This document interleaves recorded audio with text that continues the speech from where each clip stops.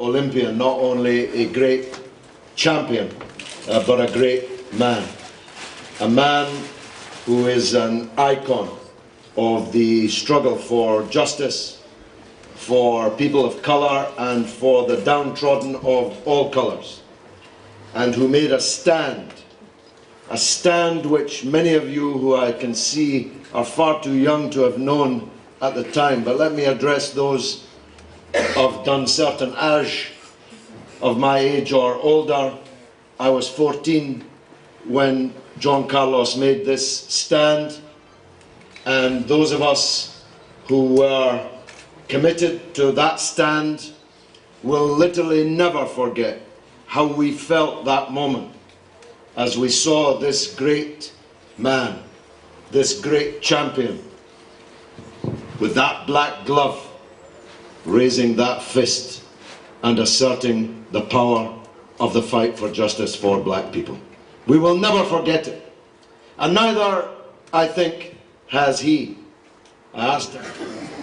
Now, Robin Hood impressed the heck out of me, and not only did he impress the heck out of John Carlos, any person that was down on their luck, any person that was being oppressed, any person that was born in the ghetto or barrio, Robin Hood was their hero. Whether he was fictitious or whether he was real, he was their hero. He was definitely my hero. Two detectives, two black detectives that was in Harlem that knew my father, because my father at the end on the weekends he used to have the poker game and the crap game. And all the baseball players, all the police that was there, they would come to the games. These two detectives, Mr. Lester and Mr. Bryan. Mr. Lester was about 6 feet tall, Mr. Bryan was about 6'6".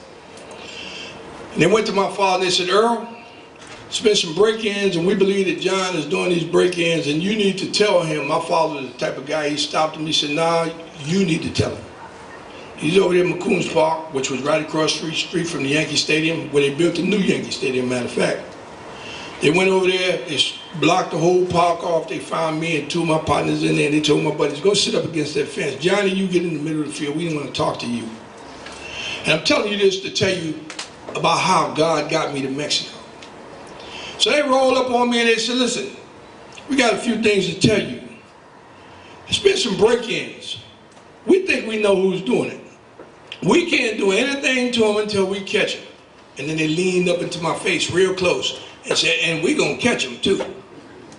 And then Mr. Bryan said, well, Mr. Lester has something else he wanted to tell you. And Mr. Lester looked at me, he told me, he said, well, John, you have a talent. And I looked at him like, what talent do I have?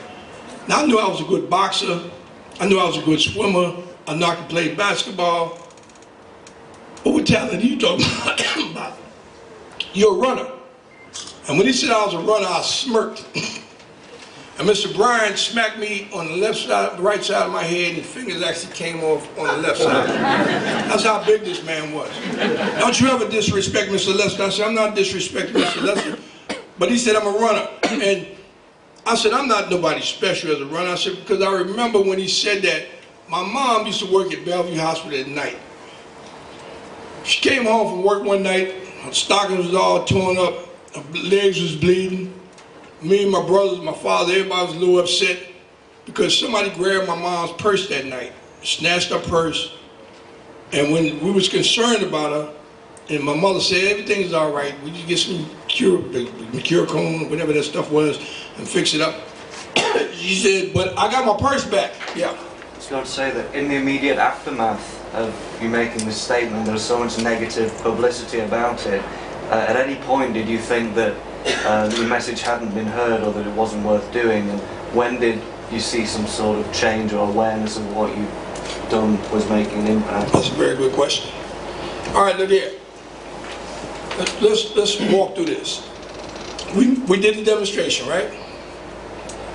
The first day we did the demonstration, the next morning when the papers came out, they took all the papers out of the Olympic Village. Why did they take them out? Because they didn't want the athletes to see what the discussion was around the world. Second thing, this is the first time the Olympic Games had ever been televised worldwide.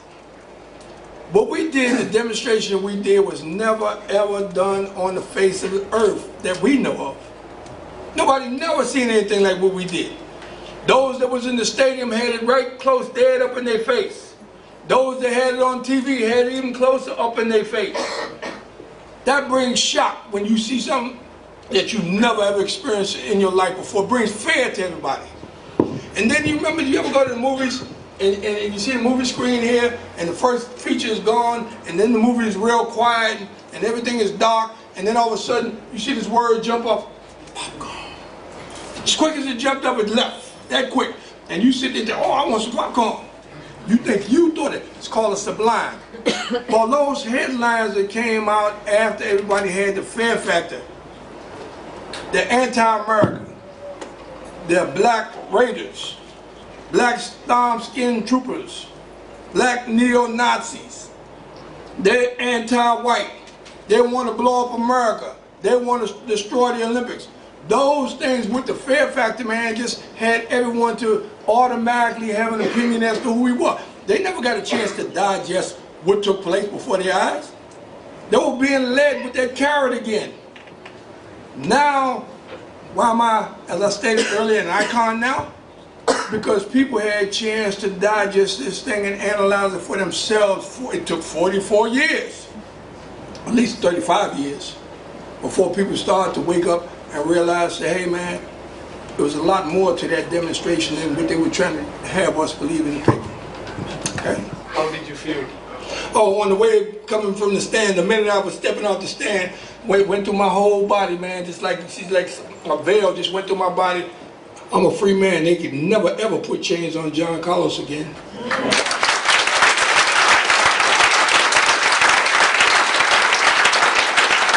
When it comes to America, it's like this, man. I give love to America as you give love to England. But you say England, I'm the way I am because I don't see love coming back to me. As simple as that. It ain't about being white, ain't about being black, ain't about being Muslim, ain't about being Catholic, ain't about being rich, ain't about being poor, fat, skinny, good looking or ugly. But what it is about, it's about right versus wrong. Simple as that. That's why we had a platform said Olympic Project for Human Rights. It's about being right to your fellow man. And if you're wrong, I'm in your face. I don't give a shit. I'm gonna be there until I die, and wherever I go, I'm still carrying the fight on.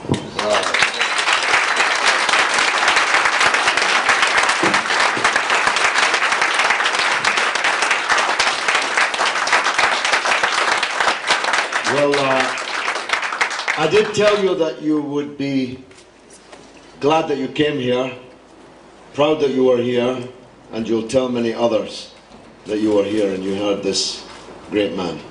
And I think from the applause, that's been fully vindicated.